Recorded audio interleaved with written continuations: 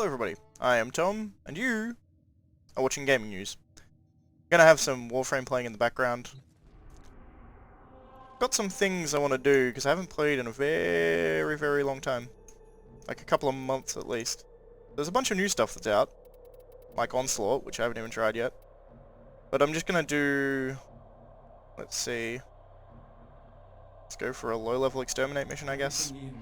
I'll play this in the background, and then we'll have Gaming News go on.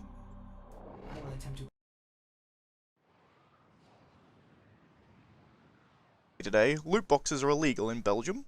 Well, not yet, in any case. Although from the words of Cohen Geens, Belgium's Minister for Justice, it would seem that the wind is blowing that way. The Belgian Gaming Commission, which is to say the Commission for Gambling, not video games, has launched an investigatory search into whether or not loot boxes in games such as Star Wars Battlefront 2, Overwatch, FIFA 18, etc. should be considered gambling. The report itself looks like it's going to be broader than simply loot box mentioning though. It's talking about esports betting and potentially straight up banning in-game purchasing in games, which is interesting. The notable quotes of Minister Geens are as follows, and keep in mind that these are originally from Dutch, I believe. They've been translated into English, so take them with a grain of salt. There might be context that you're not getting perfectly here. But firstly, we have the mixture of money and addiction is gambling. And mixing gambling and gaming, especially at a young age, is dangerous for the mental health of the child. And, most odd to me, we have already taken numerous measures to protect both minors and adults against the influence of, among other things, gambling advertising. The punishments proposed are up to 5 years in prison and an €800,000 fine, which can be doubled if children are involved, which, let's be honest, in video gamings, children are going to be involved. The statement given by the Gambling Commission says the operators risked a fine. This can be assumed to mean by me that they're talking about the publisher themselves, or perhaps even the developer. It's not entirely clear. From the translation at least, it's possible that the actual original is more clear. Now for some opinion on the matter. For starters, I dislike loot boxes as a concept. I'm sure that's not entirely surprising. No one on the internet seems to like them except for video game publishers.